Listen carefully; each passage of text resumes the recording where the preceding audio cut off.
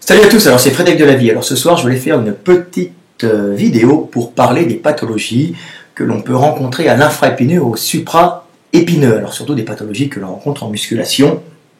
Et bon, alors je vais faire, pour la plupart des gens, supraépineux ou infraépineux, ça ne veut pas dire grand chose, ils ne savent pas exactement où c'est.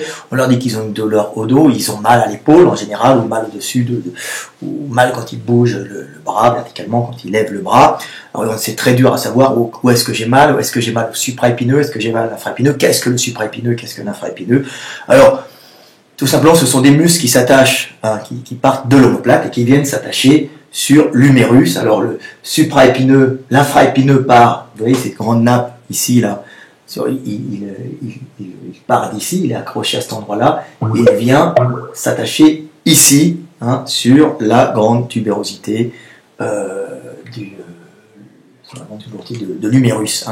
Et il porte, quand il se contracte, ce muscle ici, il porte le bras en rotation externe, ça veut dire la main en supination, le pouce vers l'extérieur. Donc il tourne l'humérus, c'est cet os-là, et le pouce, il le tourne en rotation externe, c'est-à-dire vers ce côté-là. Quand vous êtes de face, voilà, c'est un petit squelette, il va faire une rotation vers l'extérieur comme ça, en se contractant. C'est un muscle qui a une fonction stabilisatrice de l'épaule. Il rentre dans ce qu'on appelle, c'est une articulation très très mobile, qui est maintenue essentiellement par des muscles, et ces muscles font une bonne cooptation, donc par leur tonicité, ils maintiennent la tête de l'humérus contre la cavité glénoïde de l'omoplate. Il y a un labrum autour, il y a un fibrocartilage qui maintient bien la tête de l'humérus, c'est un cercle dans une concavité, dans une sphère dans une concavité, donc tous les muscles maintiennent ces sphères dans une concavité pour permettre des mouvements de circonduction. Circonduction, ça veut dire des mouvements dans tous les sens, parce qu'on avait un passé arboricole, donc on était obligé de tendre les bras verticalement et un peu dans tous les sens pour aller chercher des branches à l'époque. Avant les australopithèques, grimpaient encore, donc on a conservé cette circonduction moins vers le haut. Je vais l'expliquer pourquoi, parce que on est redescendu au sol, savane, on n'avait plus à monter dans les arbres, donc c'est pour ça que maintenant nous avons un acromion couvrant. Alors l'acromion, c'est ça, vous avez l'épine de l'omoplate, et l'acromion couvrant qui est ici, qui empêche en même temps, quand on est bipède, d'avoir des chocs verticaux qui risqueraient d'animer l'articulation. C'est un petit toit, donc cet acromion en général, il n'est pas couvrant chez les singes, l'articulation est plus orientée vers le haut, donc dans ce sens-là, l'articulation, hop, vers les singes, et comme ça, et avec un acromion beaucoup moins couvrant pour permettre d'aller chercher les branches. En contrepartie, l'homme, il n'est pas fait pour lever le bras verticalement comme ça, il est fait plutôt pour aller chercher les choses en arrière et lancer ou étreindre comme une maman qui porte son petit. Donc voilà, donc c'est un peu je parle un peu d'anatomie. Donc voilà, alors l'infraépineux est ici, je vous le montre, je vous montre les deux muscles, vous avez l'infraépineux, un petit cours d'anatomie. Alors voilà, vous voyez, l'infraépineux ici, c'est bien, on voit le squelette derrière, c'est cette nappe ici, qui est ici. Alors vous avez le petit rond qui est souvent, vous voyez, on le voit là, on a l'impression que c'est un muscle en plus, mais souvent il fait partie de l'infraépineux, et ça ne forme qu'un seul muscle. Donc ce sont un peu des visions de l'esprit. Vous avez ici le grand rond qui a une fonction différente, qui lui va faire une rotation interne du bras, un peu comme grand dorsal, mais en tirant le bras vers le haut pour le descendre aussi un peu. Vous voyez. Donc voilà, ça c'est le rôle de l'infraépineux. Cet infraépineux a souvent des pathologies, je vais les expliquer. Et là, vous avez le supraépineux qui peut des fois être confondu dans les pathologies de douleur d'épaule. On ne sait pas si on a mal au supraépineux ou à l'infraépineux. On ne sait pas si on a une rupture partielle du supra ou de l'infra. C'est très dur à voir, mais je vais vous expliquer un peu les causes de ces blessures. Le supraépineux qui est ici, donc au-dessus de l'épine, de l'omoplate, il se trouve dans une loge. C'est un gros steak chez beaucoup de gens. Alors ça se voit pas, c'est en profondeur, on ne le voit pas.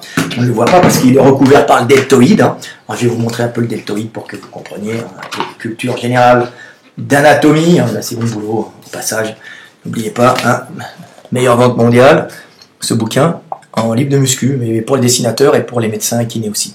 Donc voilà, vous avez ici l'infraépineux, vous avez le deltoïde, là on voit le faisceau postérieur, le trapèze, et bien sûr on ne voit pas le supraépineux qui est caché en profondeur, qui est dans une loge. Alors cette loge elle est là, j'espère qu'on le voit un peu à distance.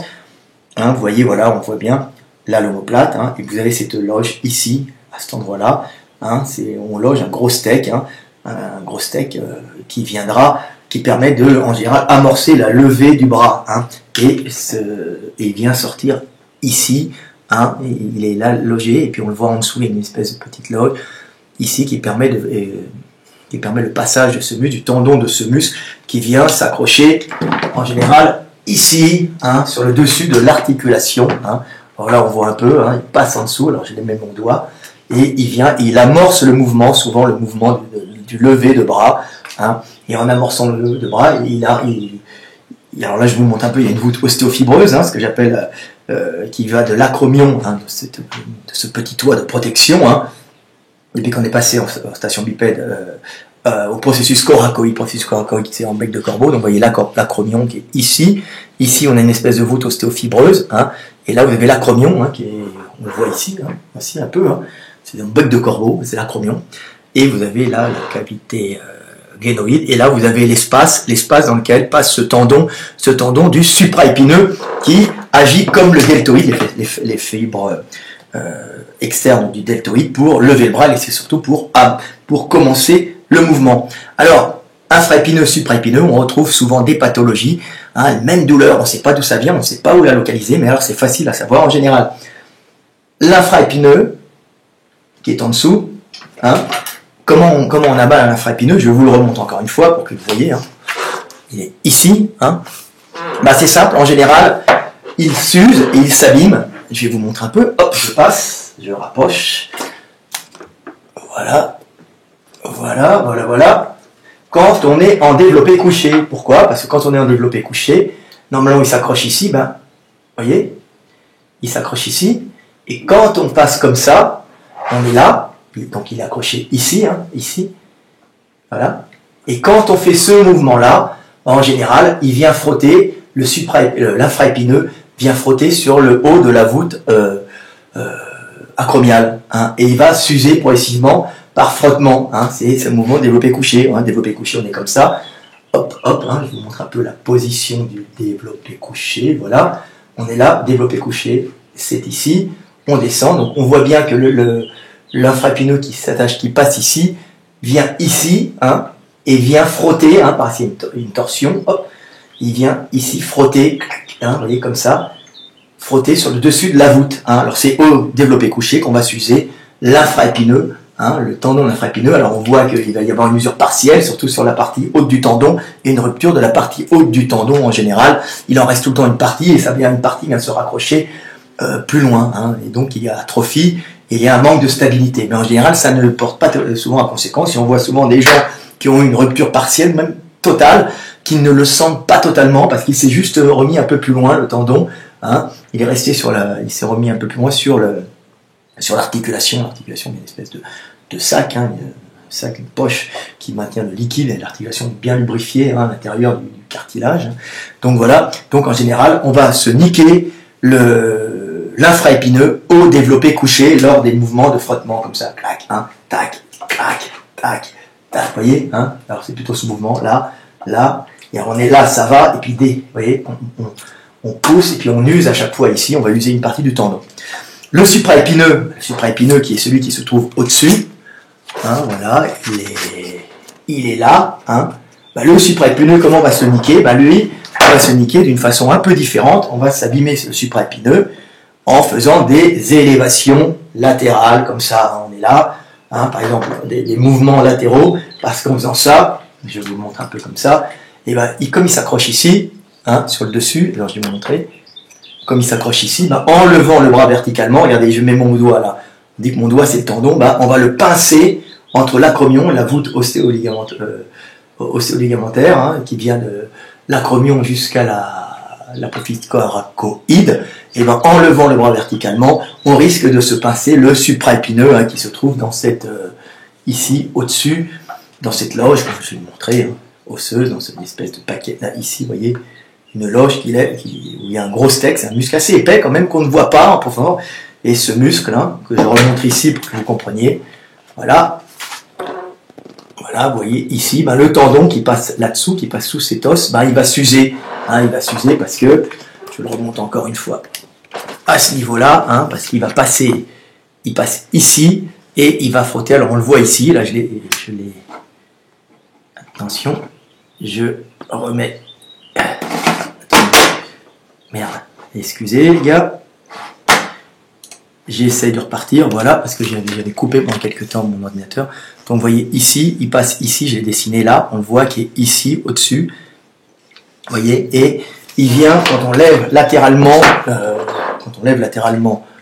le bras, ben on va le coincer, je claque à chaque fois, on va le coincer, il est à l'intérieur là, puis on va le coincer entre l'humérus, hein, la tête de l'humérus, et la voûte ostéoligamentaire acromiocoracoïde. Un terme un peu complexe, hein, mais c'est plutôt simple, c'est de la mécanique de base. Donc voilà, donc sachez maintenant que vous allez vous niquer le supraépineux si vous faites trop de levées latérales. Alors comment éviter de se blesser le supraépineux, hein? Ne montez pas jusqu'au bout vos élévations latérales et puis évitez totalement le développé nuque quand vous sentez que ça frotte, hein, et que ça tire, c'est pas très bon, ou bien même les tirages nuque, évitez les tirages nuque, c'est la même chose que le développé nuque mais dans l'autre sens. Donc quand vous allez être tout en bas, et ben vous allez à ce moment-là tout en bas de la traction, hein, si vous voulez tirer vers l'arrière, ben vous risquez d'user aussi tirage nuque et puis aussi être complètement suspendu à la barre fixe, hein, ça peut aussi abîmer le supraépineux et aussi l'infraépineux au passage parce que vous allez tirer complètement l'articulation et faire des élongations.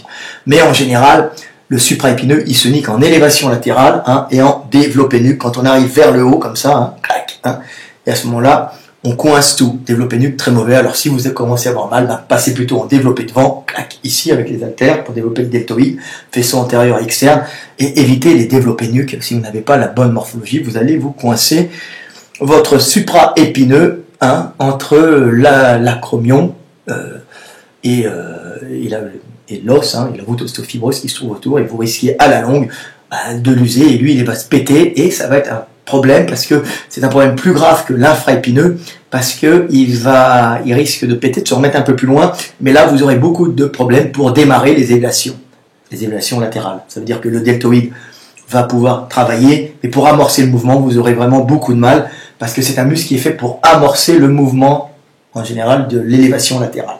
Donc voilà les pathologies qu'on peut rencontrer sur le supraépineux et l'infraépineux. N'oubliez pas, infraépineux, on se le blesse, infraépineux, c'est ici, hein, la grosse nappe qui est ici, hein. On se le blesse au développé couché, hein, parce qu'il vient, quand on fait du couché ici, et quand on ramène le bras comme ça, ici, hein, il vient tourner en torsion, il vient passer, à ce moment-là, au développé couché, quand vous ramenez le bras vers l'avant comme ça, il vient passer et s'user ici, hein. Donc ça pose un problème, tout ce qui est développé couché, même développé incliné, ça peut vous l'abîmer aussi. Et donc, comme je le redis encore, par contre, le supraépineux, on va se niquer en élévation latérale et en développé nuque. Ou des fois même développé devant. Donc, si vous n'avez pas la bonne morphologie, évitez. Le supraépineux, c'est des blessures qui arrivent en général lourdes, hein, ou vraiment pour les mecs qui font beaucoup de couchés, c'est pas fréquent, hein. Quand ils passent un peu en décliné aussi, ça passe vers le haut. Quand vous êtes en décliné, paf, vous montez. C'est surtout pour les gars qui font qui déclinent un peu le coucher, qui pontent. À ce moment-là, vous allez pousser vers le haut et vous risquez de vous retrouver à ce moment-là avec un frottement encore plus important. N'oubliez pas, l'infraépineux, on va l'abîmer plus en décliné qu'en incliné. On peut l'abîmer en incliné, mais c'est surtout en décliné qu'on va, en coucher et décliné qu'on va abîmer l'infraépineux, celui qui sont ici, et le supraépineux. On va l'abîmer en développé nuque et en élévation latérale. On va aussi l'abîmer en traction. Alors on dit traction nuque, c'est pas exactement ça, mais c'est plutôt effectivement traction nuque parce qu'on tire vers l'arrière, hein. Si on tire devant, il y a moins de risques, mais le supraépineux, on risque le supraépineux, donc celui-là, de l'abîmer aussi en traction, hein.